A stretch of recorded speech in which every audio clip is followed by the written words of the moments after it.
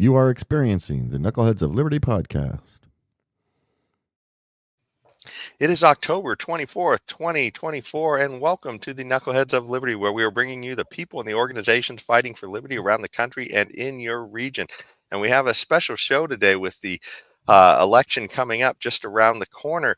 We have Ruth Weiss from the Election Integrity Project of California. She is a co-founder, vice president, and Southern Regional Coordinator there. And I know there's a lot of titles, but that's something. She wears a lot of hats. But before we get into the show, we're going to talk a lot about election integrity issues and ways that maybe you might be able to get involved in this as well. But before we do, let me introduce you to the rest of the panel. In our upper left-hand corner, we have the Leon, the word Brathwaite, last word in liberty. He is a retired engineer in the state of California. In our upper right-hand corner, we have Ruth Weiss. She is our special guest today. And my name is Jason McPhee, and I'll be your host. So we always start off with a Liberty quote, and I thought this was kind of an appropriate quote, but it does bring up issues of accuracy and integrity because a lot of people misappropriate this quote. So this one says, democracy is two wolves and a lamb voting on what to have for lunch.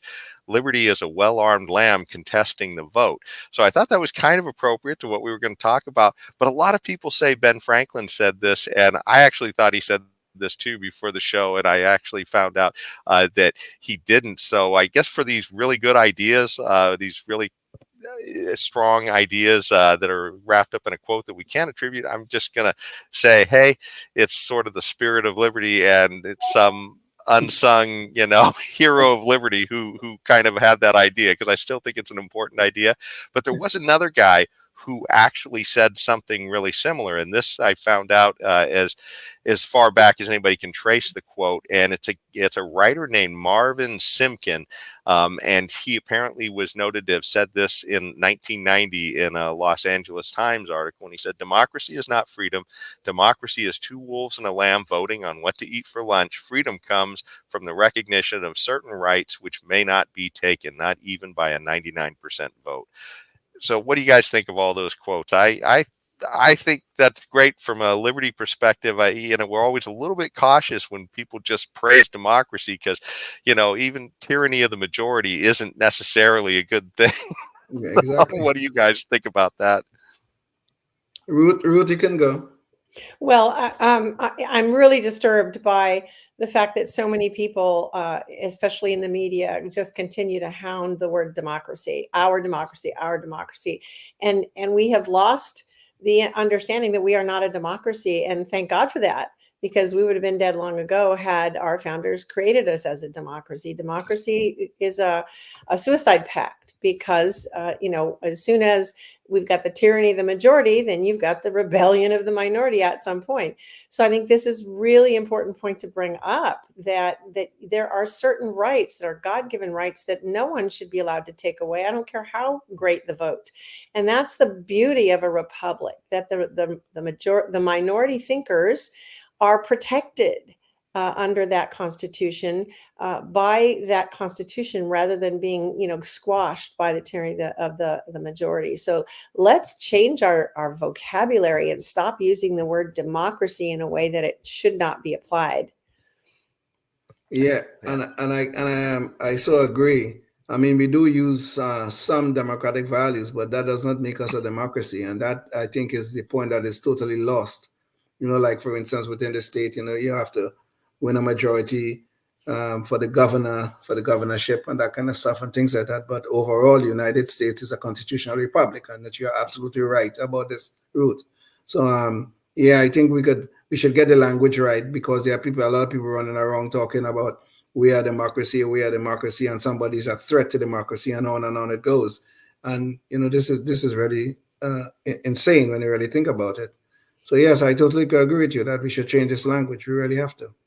And this brings up the danger too of the national popular vote movement, because that would change this country into a democracy, and that would be the death of this country. So we really have to get people back to understanding what a representative republic is. Exactly. Yeah, exactly. Totally agree. Yeah. And there was another real quick quote that we used on another show in the past on election integrity, and I think it's important to bring this up because it's sort of the reason why a project like the Election Integrity Project is so important.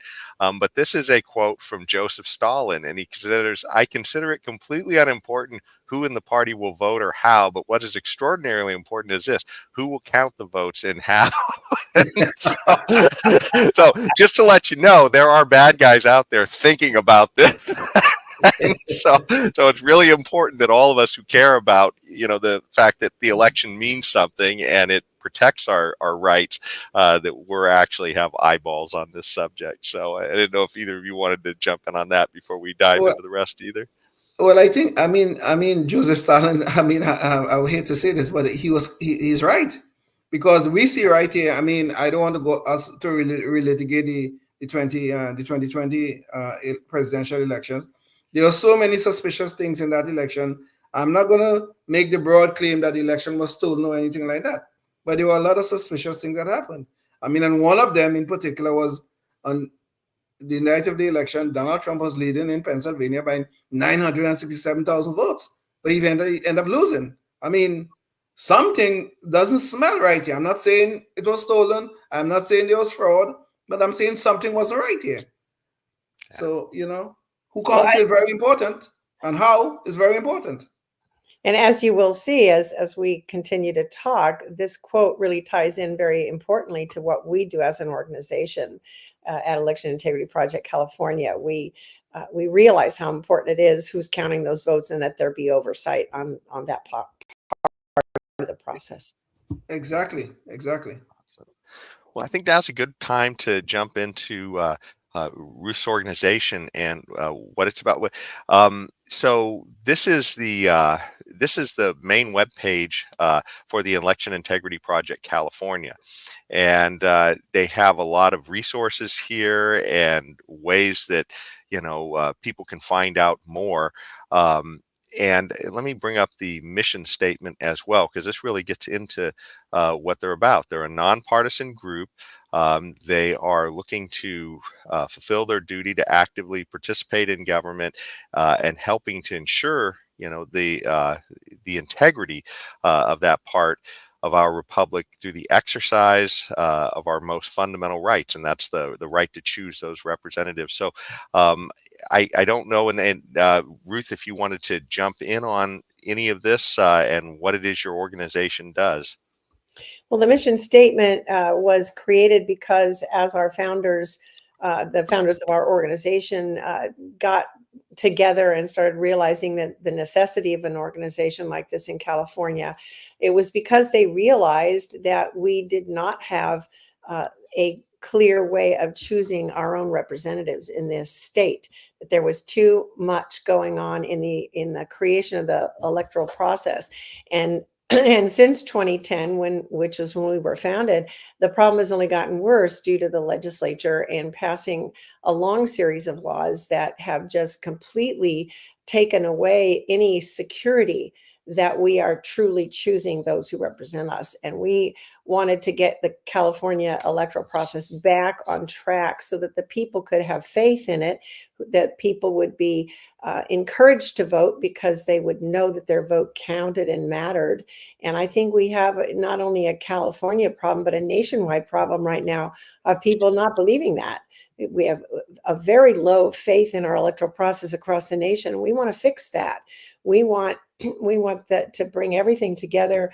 We want to look at the laws. We want to talk to the legislature about closing the loopholes so that we know that the people of California are choosing with a democratic process the leaders who will represent us at the various levels of government. And that's where we started with that whole idea.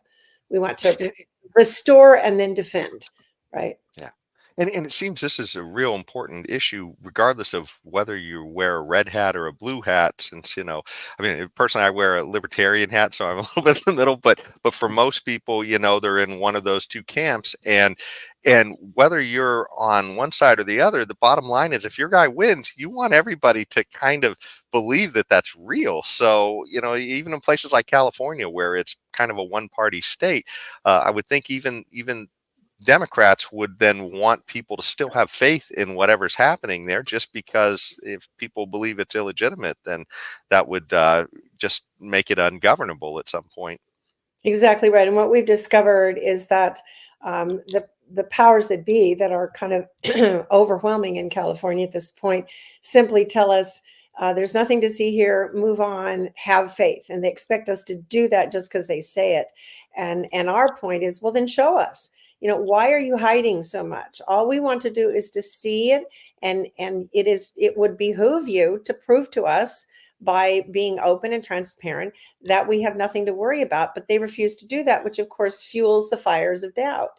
So if they will just simply open the books basically and not keep fighting the citizens who want to observe the process, then we would feel a lot more comfortable about the choices being made. So how, Ruth, do you all get into issues like ballot harvesting, which I think is really an atrocious thing, that where they allow political operatives to go to people's homes and all this sort of things and collect ballots and that kind of stuff? Do you all get into those sort of issues? Yes, we do. In fact, one of the things we do is follow the legislation as it's proposed. We write letters of opposition or support, depending on where it falls down constitutionally, and for the benefit of the people in the electoral process. We testify in committee meetings up in Sacramento to try to get the point across about. And of course, we're overwhelmed with the imbalance in the legislature in California, but at least we are there all the way through. We call citizens to help us by writing their own representatives or making phone calls. During the couple of years where COVID was still a problem, the legislature really had the most transparent process because they allowed all citizens to call into those committee meetings and listen to them and have a little time on the telephone to weigh in. And now that they've officially declared COVID over, they got rid of that process. And now in a state as massive as our state, where people cannot travel, like I live over 500 miles from the state capital, I can't just travel up there on a whim to go to a committee meeting, and neither can most citizens in California. So now it's limited to those who are, paid lobbyists and things like that to be able to get there. So I think it was a real step backward, and they took away something that was very popular for the people. But we do weigh in on all this stuff. And the ballot harvesting law was when we fought tooth and nail, and we tried to explain the problem with that. What happened later is that Arizona had passed a law that ballot harvesting was illegal in their state.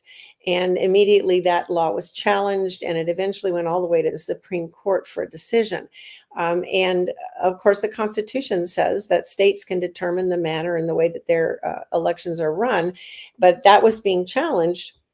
And so at that point, that coincided with 2018, which was the first year that California had an election where ballot harvesting was in effect. And because we were out there in the trenches and documenting everything that we saw, we had massive evidence of how ballot harvesting impacts the integrity of elections. And we provided an amicus brief to the Supreme Court, which was accepted and printed in the Congressional Digest, which is a very rare thing.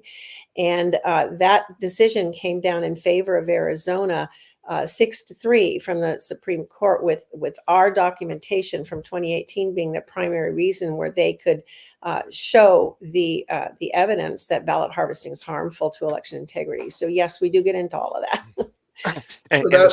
That's quite interesting, though. If the Supreme Court ruled in favor of Arizona, why is ballot harvesting still permitted in California? Because it's something that the legislature, and unless someone challenges it and takes it to the Supreme Court, which no one has done, and you have to have standing to do that. So you would need to be a candidate or maybe the party, but individual citizens or organizations such as ours can't meet the requirements for standing in a suit like that. So someone's got to challenge it. No one has. And that's why it's still in effect in California. And of course, if you want to think really deviously, you think, well, yeah, if it affects election integrity and makes elections more manipulatable, then, the people in power would be, tempted to keep it and move it forward. And that seems to be what's happening. Mm. Just for a point of clarity too, in ballot harvesting, what we're talking about is mainly when somebody gathers a whole bunch of ballots and then goes and submit those all at the same time. Is that what we're talking about? Yes. Yeah. Ballot Okay. harvesting is when your ballot loses chain of custody because it is taken, possession of your ballot is taken by a random person. It might be someone you know, but it might not be someone you know. There's a lot of door knocking and arm twisting. And even the first year that it was implemented in California, there were groups of people that were going down to places like Skid Row. They were paying people to register and then paying them for their signed ballots. And that actually got caught, and some people were prosecuted for that. So we know that that happened there. And I'm absolutely positive that wasn't an isolated incident. But this law opens the door to complete lack of security for the process. And we know there are people out there that don't value their vote and are very happy to turn it over for a certificate to go get a McDonald's meal or something like that. So yeah, Yeah. it's very dangerous.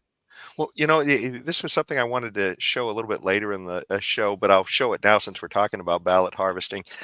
So there was actually a case just about a year ago, and it was in, I believe it was Bridgeport, Connecticut, I think it was, and there were two Democrat mayoral candidates. One was the sitting mayor, and the other was another guy who wanted to be mayor, and they were running in a Democrat primary, and well, essentially, they had to throw out the results of the election because it was so terrible. And Leon, maybe you could bring up the visual here. So this was a particular article that they had here for. Yeah, let's see. So it was Bridgeport, Connecticut, I believe it was. Yeah, and essentially they had a case where these two guys were running against each other, and both of them got accused of stuffing the ballot box, I guess. And we actually have a video to go along with that the local news station did there. So we edited it down a little bit. Excuse me, Leon, can you pull up KOL 6? 30 allegations of absentee ballot fraud in Bridgeport, all after video was leaked showing a woman stuffing envelopes into the ballot drop box. A lot of people have a lot of questions now. John Gomes' campaign Facebook page shows a woman whom he claims to be a supporter of Mayor Joe Ganim and a City Hall employee stuffing envelopes into the absentee ballot drop box outside the government center a number of times in the early morning hours of September 5th. Gomes lost last week's Democratic primary to Ganim by just 251 votes. On election night, Gomes had a lead thanks to the in-person voting at the polls, but the absentees, which Ganim won by nearly a 2-to-1 margin, pushed him over the top. It should be noted, according to the Secretary of the State's office, only a voter, a designee of a voter who has an illness or a disability or a family member is allowed to mail or put a ballot in a drop box. So that just shows you there's an example right there. And we finally have a follow-up to that as well after we showed that. But I guess the guy who was the incumbent finally won again. So big surprise, I guess. But it does kind of show that these issues are important. And here, this was within one party, Yes. Two guys running in the same party. And, a difference of 250 votes was all it took. So anyways, yeah, I just didn't know if you guys had any thoughts on that particular story, but. Well, of course, Dinesh D'Souza's movie 2000 Mules highlighted that this happened all across the nation. And there are a lot of states, probably at least half, that completely outlaw by law any kind of ballot harvesting. And in a couple of states, it's even classified as a felony because these states recognize the damage that could occur when you take Yes. ballots that are out of the chain of custody. Recognize that in 2000 Mules, everything you saw in that movie is legal in the state of California. There's nothing there that anyone can challenge because we've allowed anyone to harvest as many ballots as they want to from anyone they want to, and dump them wherever they choose to dump them. Now there are rules about it, but there's no one determining whether anyone's following those rules, even to the point where the harvester is supposed to sign the outside of the envelope indicating who they are and what their relationship to the voter is. But then the law in the very next sentence says, but if they don't do that, it's okay, the ballot is still legal. So what's the point? It's really absolutely insane. It sounds like, I mean, the way ballot harvesting is structured here in California is made, the law is implemented in a manner that protects incumbency.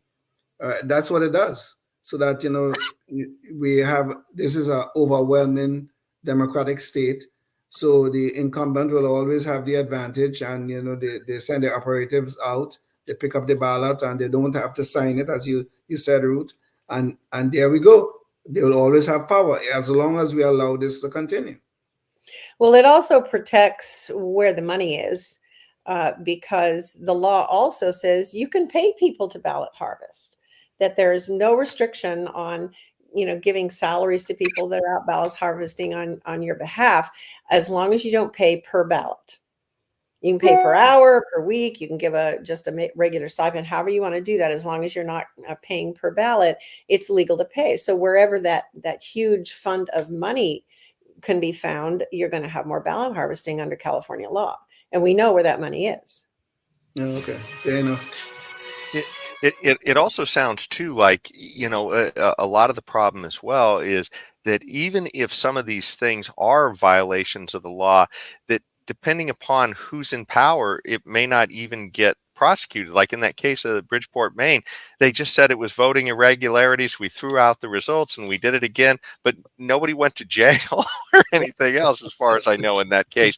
And but this stuff does happen occasionally. Here's Leon, maybe you could bring up the visual, but the Heritage Foundation actually keeps a database of this. And I didn't know, Ruth, if your guys' project also keeps track of these numbers or not, but certainly Heritage Foundation has a database, and you can actually go through and find cases you can click on the different you can actually search the database here, and I won't go through all that while we're on the show because it'd be too clunky, but you can actually find cases like what Ruth talked about the Skid Row case, where people were literally going and collecting signatures there. So this does occasionally get recorded, but does this database really understate that? Because that's kind of what I'm hearing is that a lot of times these things happen and nobody goes to jail, nobody gets prosecuted for it, it seems like. I think 99% of the time you realize that election manipulation and election fraud is a very narrow term, but in general, anything that would skew an election, this is very hard to find and harder to prosecute. We've had major cases here in my own town in San Diego that were just crystal clear. They made the front page of the paper. This woman had been, for the last 5 elections, voting the ballot of her deceased daughter.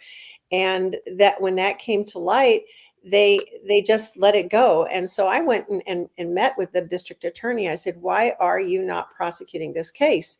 And she said, because I can't win it. And I said, what are you talking about? It's clear cut. And she said, no, because California law, the burden of proof has now been raised so high that all this woman would have to say is, well, I didn't know it was wrong. That's all she has to say in a court of law. She would then be exonerated. And that's the situation. You can't prosecute this because you can't convict it. So not only is it hard to find, when you do find it, they let it go for the reasons that we're talking about. So this database that is kept by Heritage is so understated in terms of the amount of fraud and manipulation that's actually happening out there. It's kind of crazy, but they wanted to have these clear cut. The only thing on their database is things that have been prosecuted and decided and convicted. So even these numbers don't look particularly big, but that's why they're not particularly big. Yeah. When I used to thought ignorance of the law is no excuse for committing a crime. That's what I thought. Yes, apparently that have all changed now. Not in California. The fraud laws in California, not just for election fraud, but any kind of fraud in California, you basically can't prove it anymore because the bar is so high because of what the laws have become. Yeah. Wow. And just for people too who aren't getting this, I mean, I'm not going to go through videos or anything of that right now, but almost everybody who lives in California and some of these other big blue states definitely knows that they've got laws on the books that just allow people to go in and essentially take $950 worth of stuff from a store, and there's almost no incentive for the store owner to even bother to report it because they're not going to be Exactly. prosecuted. You know, they're just allowed to, they're put right back out on the street if the police even show up, because, you know, $950 is considered I believe it's a misdemeanor, and there's just no resources to prosecute them. So, and the person can steal multiple times. So as long as it's under $950 per incident, so it's just a green light. But I mean, it's a perfect example when they say crime is down. Well, if crime is down, why is my laundry detergent locked up with a cable and plexiglass in a store Exactly. before I can buy it? The crime statistics are down because they've changed the definition of what's a crime. Yeah. And so the normal definition of what you and I and virtually every person living here would consider a crime, they have now decriminalized, and so they don't have to put it down as a statistic. Yeah. Well, you know, in the title of your organization, it says Election Integrity Project California. Do you guys get involved outside of California, or is this mainly just a California effort? Well, we work in California, but we also network with similar organizations all over the nation. We share best practices. As I told you earlier, we did get involved in the Arizona case because we had something that would assist them in winning that case. So we do get involved outside, but our focus is California. We did create under our umbrella election integrity Project Nevada and Election Integrity Project Arizona. And at one point we had Election Integrity Project Arkansas. So we have gotten involved in other states, but the other states have to do the heavy lifting in their state. The California portion of this works strictly on California. And I imagine the reason for that, Jason, is the election laws from state to state are so different. You wouldn't even recognize it. It's just amazing the differences between one state and another in terms of how they conduct their elections. So, you know, you have to understand the laws of your state and then do your observing and your research based on what your state laws are. And you just can't do a nationwide thing like that. So Ruth, you said that that you guys got involved in the Arizona case. I mean, do you all initiate litigation? As a matter of fact, we have several pieces of litigation that are going through the process right now. So that was never our original intent. We are an educational and research organization. And by the way, we're all volunteer. No one has ever taken a penny for the work we do. So all of our donations go just simply to the work and to keep the organization flowing. But we're patriots and we really believe in election integrity. So well, Ruth, before you go any farther, let me jump in and say, if you're watching on public access, you're going to have to hear the rest of this online, and you can find out all about how maybe you can get involved and the resources for that wherever you live with some of the tools that they have available. But anyway, so back to the show. Go on, Ruth. Sure. Well, when it became obvious that that our work, when we started this work, we assumed that the public officials really wanted integrity. And we were their extra eyes and ears out there, pointing out to them with real clear documentation that, you know, where the holes were. And so we brought it to their attention. We met with the Secretary of State, as a matter of fact, and we met with the local officials in every county to say, here's what's happening here. Here's the law. Here's what's happening. And to help them shore up their poll worker training, for example, to help them understand, you know, where these things were happening. And in every case, the minute that we held them accountable to the law and said this isn't being followed, instead of stepping up and following the law, they changed the law to make it legal to do what they were doing. And so, you know, we began to realize by 2016 that they didn't want to fix it. Nobody wanted to fix it. And so, and we had never gone public with any of our research or any of our documentation because we didn't want to be a kiss and tell sort of organization. We're not trying to create you know, conflict. What we wanted to do was work with the authorities. And when it became obvious that they were not of that frame of mind, that's when we finally started publicizing our finding reports and letting the people know what was happening. And because no one else would take our lawsuits, we had them wrapped up in a bow, basically, for anybody to look at and say, here, just take it. All the evidence is here. No one would take it. And that's why we had to start filing the suits for ourselves. I see. So Ruth, are you actually personally, are you a lawyer by any chance? No. In fact, none of us in the leadership are attorneys at all. We have to get outside attorneys. Our current attorney is the Alliance for Faith and Freedom. They are the ones that are carrying most of our lawsuits now, but none of us are attorneys. We are retired professionals in all kinds of fields, going from engineering to cybersecurity to I did my career in education. So it's just a group of people who are well educated and who know that we have issues with the election process in California, and we're trying to make a difference. Well, Ruth, this kind of brings up an interesting question. We always try and ask our guests this because it's not, I guess it can be an interesting story, but it's not always apparent how people sort of wake up to this stuff. And so what was it that sort of rang your Liberty bell on this? What caused you to wake up and get motivated to found this organization? Well, the original organization was Election Integrity Project, founded at the end of 2010. And it was not a 501c3 simply because the political environment at that time would not allow us to ever get that status. And then we would have been stultified. So our attorneys said, just file as an LLC or something and get going. So that's what we did. We never made a profit. We never intended to make a profit. But for a while, we were a quote for-profit organization. And then in 2017, we added the California when we were able to get the 501c3 status. But early on in 2008, 2009, there were completely unconnected people who didn't know each other, who were concerned about what they saw in the direction of elections in California. And they said, we need to know more. And so they went out and they educated themselves on the election code and what things should look like. And then they actually got into the process in 2010. And they observed the polls and they observed all these places, and they were absolutely horrified at what they saw. And so they said, we got to do something. And they came together actually in Texas at an organization that was holding a symposium for people around the country who were working on election integrity. And they met each other there and said, let's form Election Integrity Project. And that's how it started. I was not one of those original founders of the original group. I came on board 2 months later as the Southern California director. So I've been with them almost from the beginning, but I was not an original founder. I am the co-founder of the second organization. Okay. Was it mainly, I guess, issues where things were, I guess, happening that you kind of just sort of noticed at the polls? Like maybe things were sort of just causing you to be disturbed that caused you to, I guess, your antennas to raise on all this stuff? Or was there any particular thing? Careless. Laws were not being followed. Voters.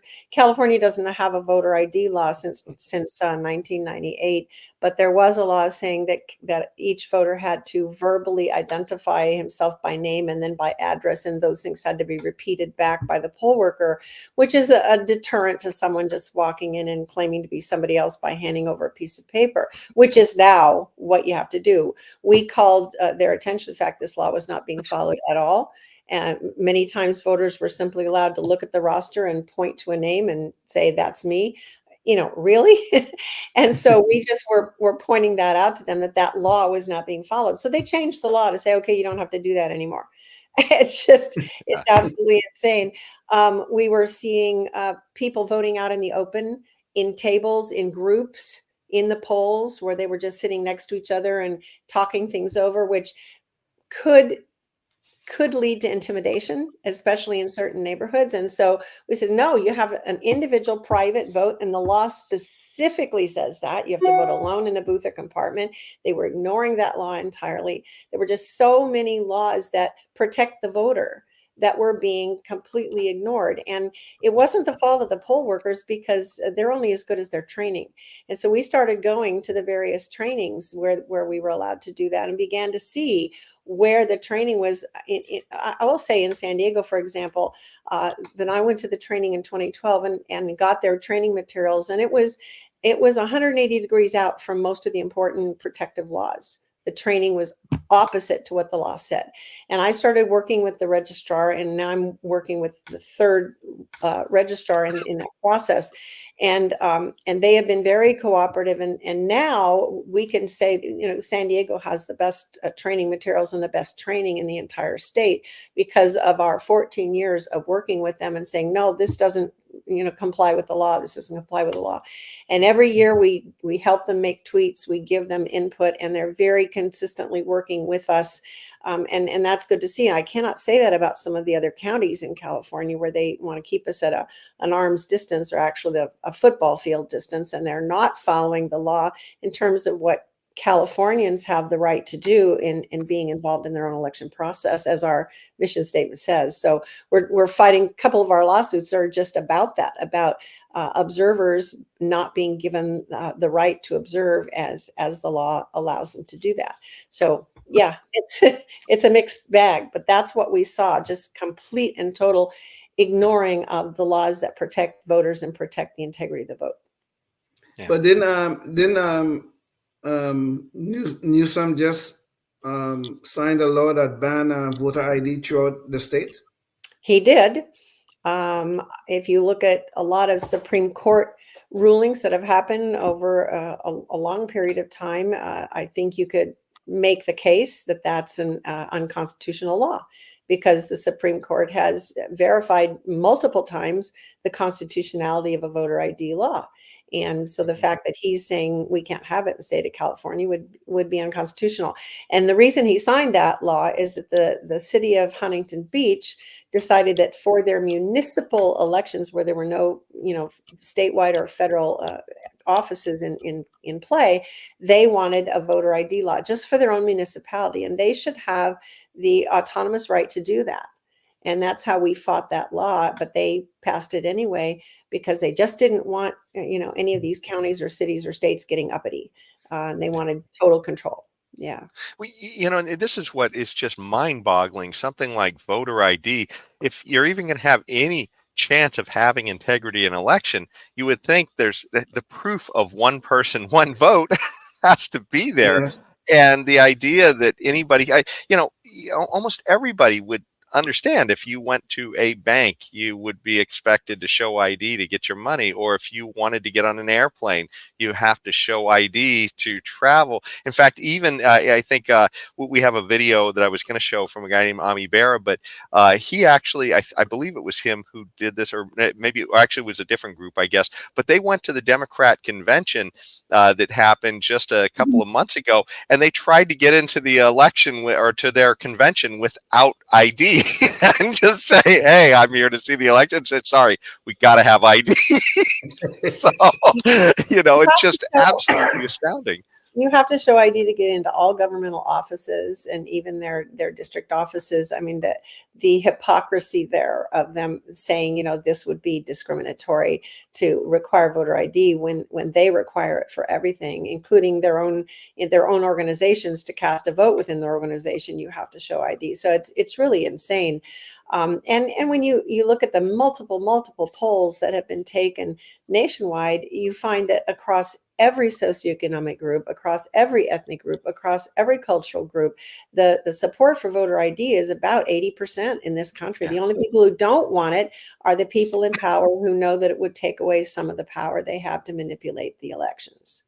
Well, and to get specifically into that, we had a video clip, a guy named Ami Berra. He actually decided, hey, let's check this out, because Democrats constantly are making this claim that if you have ID, that is going to disenfranchise, minority vote, and in particularly the black vote is what they are constantly saying. And so he actually went to two places, Berkeley, where he interviewed a bunch of sort of, I guess, white college liberals, I guess you might call them.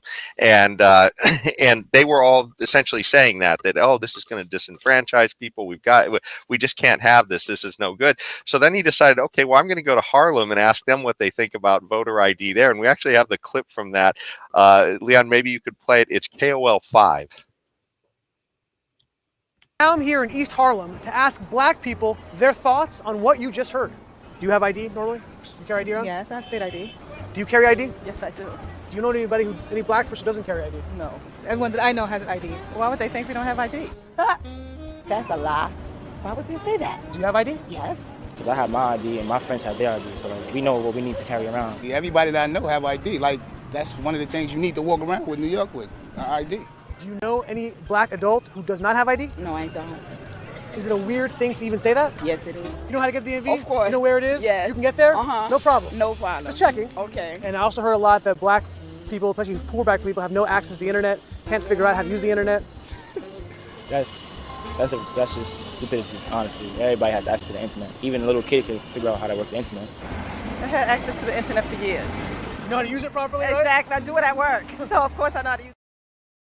So, it's just the idea, the insanity, and not just insanity, but the absolute racism to imagine that a particular group of people just can't figure out how to have ID is insane. I think that clip kind of shows that. It's beyond insane. You know, there's a kind of racism here that is unbelievable that makes people that share my skin color that we are a little inferior to everybody else, and we can't figure out how to go get to the DMV and get an ID. Most of the times it's for free.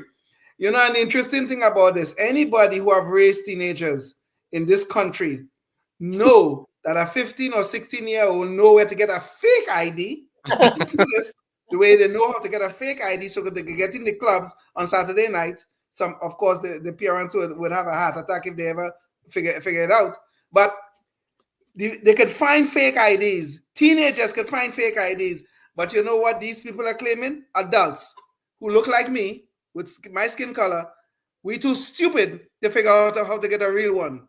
This is what's going on here. Yeah. Well, I'm glad to hear you expressing your offense, because I would be highly offended at anything like that. And if you look at the statistics, you will see the opposite happens. That lack of voter ID actually drives down voter participation, because people say, why should I bother? I don't trust the results. And, this is crazy. And when you institute voter ID, participation particularly of those communities goes way up. I was in Mississippi the year that they instituted voter ID there, and I interviewed every single person I came in touch with. I mean, every restaurant employee and my taxi driver and people on the street and everybody I could talk to. And I found no one who was other than ecstatic about it. Oh yeah, we're really excited that this is happening here. And voter participation skyrocketed, particularly in those communities, because now they could trust the results of the election. So, the fact that none of this is being looked at, and then they're just that same old trope that is still, at least in the halls of where laws are made, is being very successful so far. It's just pathetic. Indeed. Well, Ruth, what is the biggest concern that you have about elections right now? I mean, because certainly we see a lot of different things happening, whether it's issues at the border where, some people have suggested maybe the reason they were trying to allow so many people in is because they kind of want to change the makeup of the electorate. I guess that's certainly been a concern, I guess, of some, but there's all kinds of issues here with voter ID. And, I know there's some places where they're trying to make it legal for immigrants to vote, at least in local elections, which maybe muddies the water on some things. What's your biggest concern here? I guess what's the biggest alarm bell going off? I think the word uncertainty in all of those areas that you say and more. The fact that now California has manipulated things to where we've got 80% plus people turning their ballot in an envelope, which is just absolutely destroying chain of custody, it's turned our election process from being an objective process to a subjective process, which it should never be. It's having some other human being who doesn't know you and whom you don't know, having total power over whether your ballot is counted or not, because they look at your signature.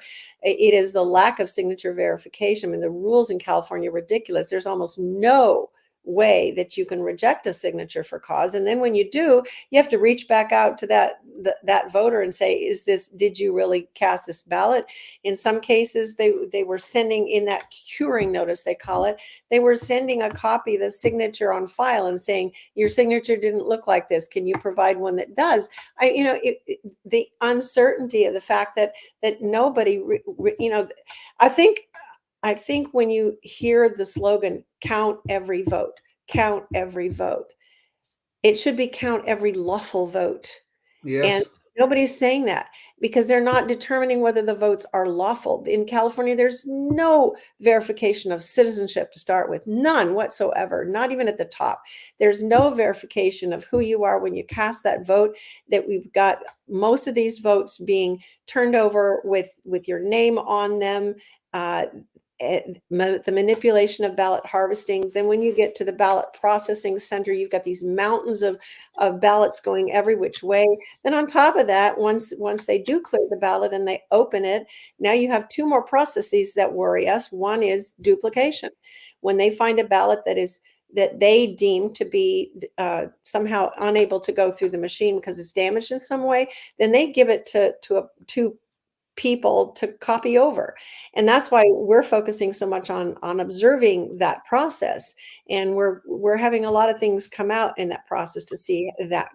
Then when it goes to the tabulator, if the tabulator can't read it, then it goes to adjudication. In many cases, it is not even a two-person chain of custody there. One individual is alone with a digital scan of your ballot and gets to determine what he or she thinks is your intent and change anything on your ballot according to their determination. And there's nobody checking up on that. So the insecurity of the whole process then puts the results in the category of being suspicious, and that's going to just, no matter who wins, the other side is going to go, no, that, that, and it's going to continue to create this Grand Canyon between the two sides of thought in the state, in not only in our state but in the whole nation. And this is dangerous. We need to get back to where you fight your best. Either you win or you lose. If you lost, you lick your wounds, you accept the results, and then you work hard the next time and you try to work with the leaders who were elected. And we don't have that anymore in this country. Since about 2000, every time a party lost, regardless of which party it was, there was huge hullabaloo about how it was stolen. It was, not fair. And there are many people out there today who still have never ceded their election. Hillary Clinton hasn't. Stacey Abrams hasn't. Al Gore hasn't. They have never admitted, I lost. And that creates the conflict that doesn't allow us to come together as Americans. Well, it does sound too like some of this uncertainty that you were talking about as well, of having these people make determinations. It sounds like hanging chads on steroids. If people remember the hanging chad stuff from the Al Gore, George Bush election, and did they mean to punch that through or not? But, one of the biggest things that I think is just crazy scientism, I guess, in all of this is the idea that somehow by just signing an envelope, that anybody can actually make determinations on this. I mean, it boggles the mind that there's people out there who really think there's going to be experts looking at these two signatures and being able to tell a difference. I mean, I know that my signature doesn't look the same from signing to signing, so it seems nuts that this is. And Jason, they take that into account, which is why they pass almost everything. Oh, he was tired that day, or oh, he was in a hurry, and there's really no legitimacy to the signature verification. It's frightening. And I didn't even mention the insecurity of the machines. No one's proven to anybody that those machines are secure. They just say it, and then they sue you if you say they're not. So all of that together is creating a great deal of angst among all American voters, quite frankly. Well, there's another little thing about these mail-in ballots. And if I can tell a personal story quickly here, in 2020, we moved from one house to another. You know what happened? We got ballots in both places. Both my wife and I got ballots in both places. Of course, I use only one of them. But the point is, though, I am sure I am not unique. Could you imagine how many people within the state will change locations in an election year and receiving ballots in both in both locations? I am sure it's going to be used and manipulated, and I'm sure it's done all the time. There are piles of ballots that are found by apartment complex managers. of people, because it's so itinerant, right? And people who are registered at that location are long gone, and their ballot arrives and they just sit on the top of the mailboxes. Anyone could scoop those up. Anyone could vote those, and the likelihood of their being accepted is quite high, at least in California. Yes. Because we have no voter ID, because we have, very bad signature verification. That's one of the reasons that we really ask citizens to get out there and observe. Not only if you're trained by us, but we have an educational organization for you on our website that shows you what to look for, how to observe. We give you a hotline to back that up, and we need people's eyes on it, because the minute that you start Sorry, looking at Ruth, real quick, Leon, can you bring up the visual real quick so that we can show these things? So right now, I have the Vote Safe and the EPIC, or excuse me, the Election Integrity Project California hotline. So first of all, you can find these links. Here's the hotline. Here is the Citizen Observation Education Program and the Vote Safe. So which one of those were you referring to first, Ruth? Well, the Vote Safe articles are short, bite-sized articles about how our election process works here in California, and what you as an observer can look for, and how to know when things are not going according to what would be lawful and safe for voters. They include information about ballot processing as well. And so you can go down to your registrar's office. You can observe what's going on there. You can look at signature verification, duplication. You're supposed to be allowed to be close enough to see and hear. You're allowed to ask questions. So when you see a duplication error, you can flag down that supervisor and say, could you please take a look at that ballot that was just duplicated? I believe there was an error there. You have that right, and they have the obligation to answer you and to respond to you with that. And all of those legal rights that you have to do that in California are listed in these little bite-sized articles. And so armed with the information in these articles, you can be a really effective citizen observer. We need eyes and ears out there to stop error and intentionality in our election process. So, and then we give you a hotline, as you pointed out, the hotline button. We give you a hotline for your own county, so that you will call someone within your county who knows how your county processes work and who has a direct connection to the county elections office to resolve any issues that you might bring forward. So we encourage not only our own trained observers, which we do have people out there, but we don't have an army, and we would like individual citizens who care about election integrity to get out there and join us in that by using our educational stuff in order to go out there and know what you're doing. If you're going to go out and observe and you're not educated, you haven't any idea what you're looking for or what to do when you see it, then not only are you not effective, you're actually in the way. So please don't go out there just randomly, but educate yourself by reading a few of our articles, and then get out there and be helpful. Mm-hmm. And as far as reading the articles, do you guys have I guess training sessions or anything else like that people can connect with you guys for? Well, we do, and in most election years, we do recruit new observers, and we have an extensive training for observers. This year, we have only done refresher trainings for those who are veteran observers with us, because we were stretched too thin in trying to cover 3 or 4 lawsuits and all the work that took. So that's why we instituted this citizen observer program, so that without having to go to our official training, you could still be of great assistance and make a difference. Okay. Well, we're getting close to an hour here, and I was wondering, how much time do you have, Ruth? Do you have just about 5 or 10 minutes, or do you have about 15 or 20 minutes? Because I had one. Well, I did have the 2020 stuff, if you have time for it, that I wanted to bring up, but okay, I can stay on a little bit longer, sure. Okay.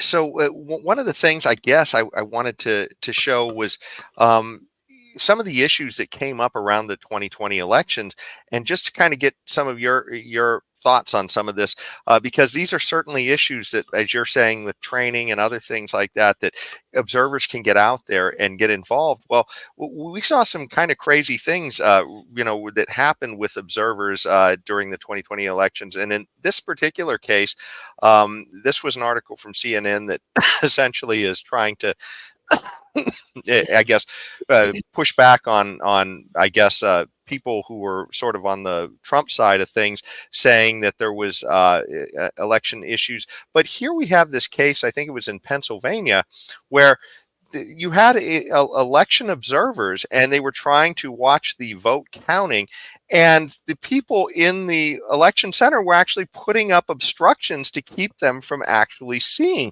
And this is CNN saying, hey, this is, there's nothing to see here. Why are people complaining about this? I mean, what are your thoughts on this particular issue? Because this is, to me, seems like a clear intent to keep people from, I guess, watching the process. And just to play devil's advocate a little bit, on their side, they were trying to say, well, we were worried that people might see names on ballots or other things like that. But anyways, this was something that legitimately happened. And, at least to CNN's credit, they have a picture of the event here. What are your thoughts on that particular item? Well, there's no other way to read it. It's obscurity, and there has to be a reason why they don't want people to see what's going on. I mean, it's perfectly obvious what's happening here.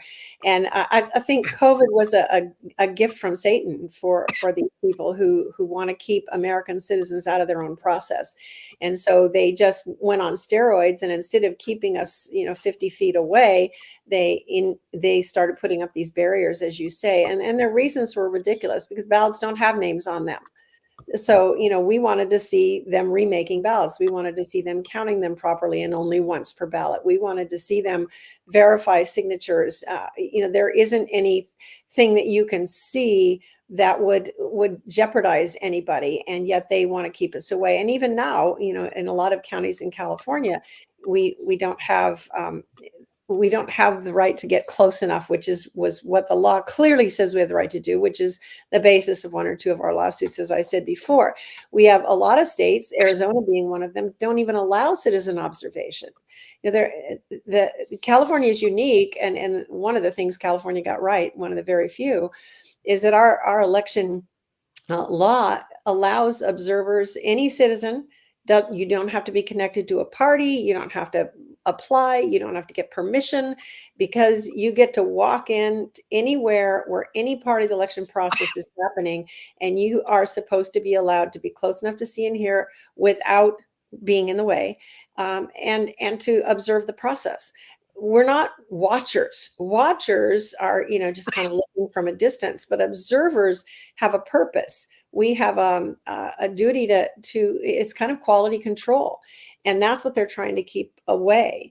And this became really on steroids in 2020, and they used COVID as an excuse.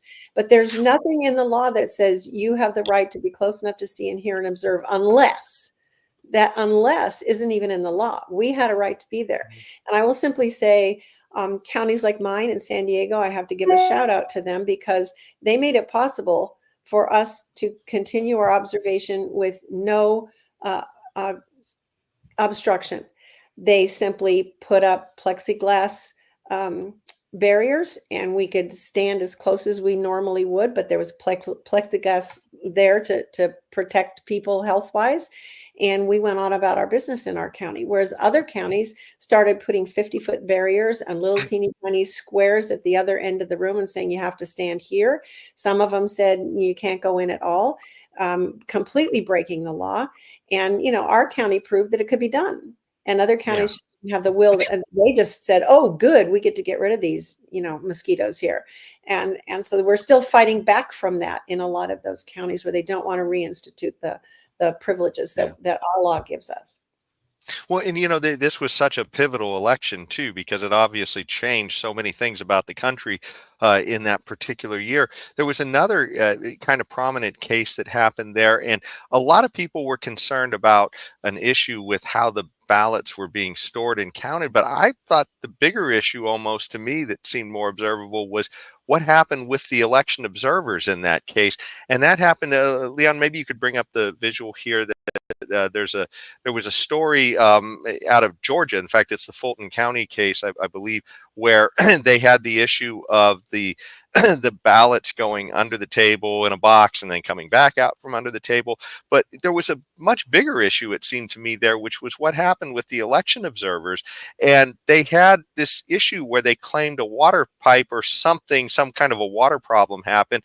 And then they essentially told everybody the counting was over, but then the observers left, and then they immediately started counting again. And we actually have a video excerpt from that 60 Minutes did, where they were trying to talk mainly about the concern of this one case of ballots that was going in and out from under a table. But I kind of clipped away just to talk about, to show what the issue was with the observers. So Leon, could you play, let's see, I believe it is KOL, let me see here. It's KOL 2. KOL 2. What do you see in this picture? Well, here you have here's some cutters running their work, the flatteners over here getting the ballots prepared, and then under this corner, this is the press and the observers who are there from the different parties. The Democratic and Republican observers are right here. Yes, and doing a great job of looking at their phones. Now, it is almost 10 p.m., election night. Some of these people have been working 12, 14 hours. Yes. And they've just been told that they're going to wrap up for the night. Mm-hmm. So what are they doing here? This is where they're packing up because they think they're going home. They're packing up to seal them so that nobody can, mess with the ballots when no one's there. They're securing the ballots. Correct. With the idea that they're going to come back tomorrow and count them. Yes, sir. But then what happened? When we found out at our office, approximately 10:30 or so, that they were knocking off for the night, the secretary was upset because we wanted people to work as long as they could so that we could have the results out as fast as we could. So our office called the director of Fulton County, who subsequently calls the manager on site here and says, y'all need to keep on working. So that was the first part of it. Now here's what actually happens in the aftermath with the election observers. I like that because they had the setup and they showed where the election observers were and what's going to happen. So Leon, can you play KOL 3 now? What she's thinking in this moment is what she's been told by her supervisor is, put those away, we're going to count them tomorrow. Yes. And it's 10:06, the monitors are still there. At this point, the Secretary of State's office, your office, has called Fulton County and said, you guys can't go home, you've got to keep counting. Yes. So long story short, they put these ballot carriers under the table because they thought they were through for the day. They were going to retrieve them the next day to count them. Correct. Let me ask you this, though. When did the monitors leave? Most of the Fulton County staff started to leave at 10:30. The press and observers began to leave as well, with approximately 4 employees still scanning, and 10:45, all remaining press and observers left the room. This is normal ballot scanning processing. So the whole thing, they're kind of more concerned with what was happening with some boxes of ballots in that particular thing, but they literally just showed that they told everybody the counting was going to be done, the election observers left, and then they immediately got back to starting counting ballots. To me, and then they said that was a guy from the Georgia Secretary of State, and he was saying this is a good example of how it's supposed to be done. I mean, this is all fine. I don't know. Don't believe your lying eyes, man. Don't believe your lying eyes.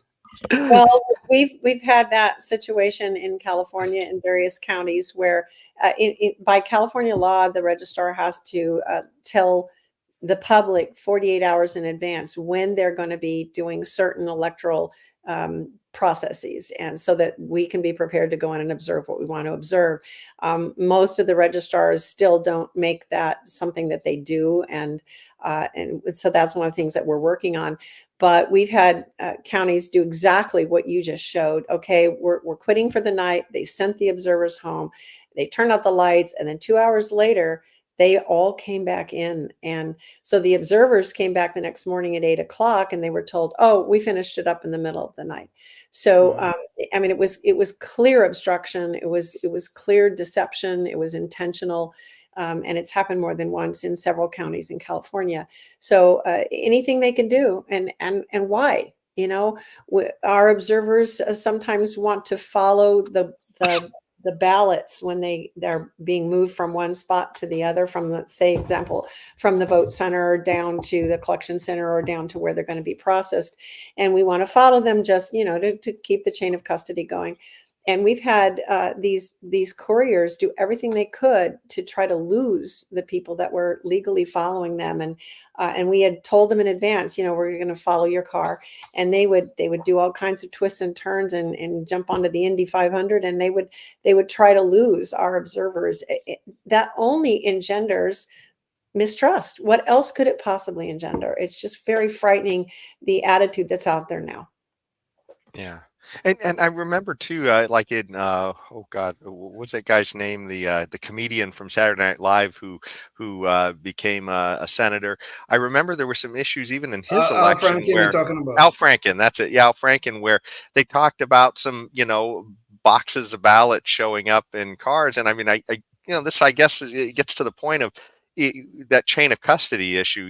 Is there somebody who's actually seeing this happen? I mean, weeks later, boxes floating in the lake that they pulled out, and amazingly, they were all 100% for Al Franken. It's insane what we're seeing. Yeah. Well, we're pretty close to the end of the show, and this is where we usually do our knucklehead noise patrol, which is somebody saying something, silly in the media or whatever. And this particular thing also goes sort of back to that around election 2016, 2020, some of the different perspectives and how they flipped depending upon which party you were sort of in. And this is an MSNBC interview where they have some election expert talking about what's happening with, I guess, election denial, because a lot of times they're trying to say if you are at all concerned about election integrity, then you're election denial, I guess. And so, Leon, maybe you could play this clip. It's KNP1, and then we'll have a clip to kind of, counter that. Joining us now to help us figure out whether it is indeed good news is Mark Elias, voting rights attorney and founder of Democracy Docket. Mark, thanks for making the time. How heartened are you by these measures that are being announced at the state level across the country? So look, I think they're an important first step, but I don't want to get ahead of ourselves. As you said, we have been having election denialism for 2 years, and at each stage, we have thought, well, it will get better. After Donald Trump loses, it'll get better. After he litigates his 65 cases and loses them, it'll get better. Certainly after Republicans witness the violent insurrection at the nation's capital, the fever will break and it will get better. After they lose the midterms, it has to get better. But the fact is, it's not getting better. So I am happy to see that Democratic election officials and Democratic office holders are pushing back. But I think we need to be very realistic about the threats that we face. They are persistent, they are escalating, and they are coming from one side of the aisle. So there you go. That's in 2023. This is the type of thing that passes for, I guess, election expertise on that. And it's all a problem with Republicans just not accepting with whatever comes out from our, I guess, voter centers. But here is a clip from, I guess, the Trump impeachment that actually showed things that were happening after the 2016 election. And so, Leon, maybe you could play KNP2. And somehow, when Democratic candidates publicly decry an election as stolen or illegitimate, it's never a big lie. You've been doing it for years. But can you imagine telling your supporters that the only way you could possibly lose is if an American election was rigged and stolen from you? And ask yourself whether you've ever seen anyone at any level of government make the same claim about their own election. If Stacey Abrams doesn't win in Georgia, they stole it. It's clear. It's clear. And I say that publicly, it's clear. You can run the best campaign. You can even become the nominee. And you can have the election stolen from you. He knows he's an illegitimate president. He knows that there were a bunch of different reasons why the election turned out the way it did. Votes remain to be counted. There are voices that were waiting to be heard. And I will not concede. And I respect where you're coming from, and I respect the issues that you're raising. You're not answering the question. Do you think it was... You're not using the word legitimate. There are still legitimate concerns over the integrity of our elections and of ensuring the principle of one person, one vote. I agree with tens of millions of Americans who are very worried that when they cast the ballot on an electronic voting machine, that there is no paper trail to record that vote. But constantly shifting vote tallies in Ohio and malfunctioning electronic machines, which may not have paper receipts, have led to additional loss of confidence by the public. This is their only opportunity to have this debate while the country is listening, and it is appropriate to do so. So depending upon what year it is and what party you're in, the story changes from election to election on whether anybody's concerned about election integrity, I guess. So, yeah, it's beyond words that, yeah. How shocking. Yeah. That these politicians, these lying politicians, will find this convenience that whenever it favors them, they can tell us about how illegitimate Trump is, but when it does not, those ballot problems, we really have those ballot problems. You got to fix that. It just depends on the convenience of the politician. Yeah. Yeah. Well, Ruth, I didn't know too if you had any thoughts just on that one thing, the big push to say that you're an election denier if you're concerned with election integrity. I mean, that seems to be the push nowadays. Is there any concern on your part with this this narrative that's been pushed out there? It goes along with the effectiveness of name calling in general, that if you can start categorizing people with a name that is derogatory, then you can dismiss their legitimate concerns. So you call somebody a racist, or you call somebody an election denier, or you call somebody an extremist, then you don't see them as human beings with a legitimate point to make. And I think it just all falls into that very, very conveniently for the other side, so they can dismiss you. I want to make sure, Jason, that the people listening get our URL for our website, so they can go and get all of that information that we urge them to go do. It's EIP-CA.com. Yeah. And Leon, maybe you could bring up the visual real quick again so we can show her webpage as well. So there we go. Yeah. So EIP-CA.com, and this is the homepage. So you can certainly find all those resources there that we've been talking about in the show, and maybe how you can get involved, because this is something this is one of the reasons why we wanted to have Ruth on the show and to talk about your organization, is because what we're trying to do on this show is show people ways that if they want to make a difference, if you're sitting at home and you're wondering why, things are the way they are, there are avenues out there, people trying to make strides to make positive changes and to protect our liberties. And this certainly is one of those groups. And this is something that's happening just in a few weeks. So, it certainly is timely. Ruth, any final words that you wanted to give before we go away? Yes, you can certainly sign up to receive our email information and our alerts, and keep your eyes open, because there are a few more legal surprises coming soon to protect the integrity of this 2024 election. So stay tuned with what we are doing. Get involved, or at least follow us and know what we're doing. Very good. Awesome. Very good. Well, thanks so much, Ruth, for joining us. And if you're out there and watching before the next show, think about what you can do in your community to try and make a difference, whether it be trying to help out with elections, or, run for a school board seat, or any of these types of different ways that you can get involved with protecting liberty, because, this is something where if we don't stand up, then there's no guarantee you're going to get to keep all these liberties. So until next time, stay tuned and stay free. Well, yes, indeed. Life, liberty, and the pursuit of happiness, always and forever. Thank you for listening to the Knuckleheads of Liberty podcast.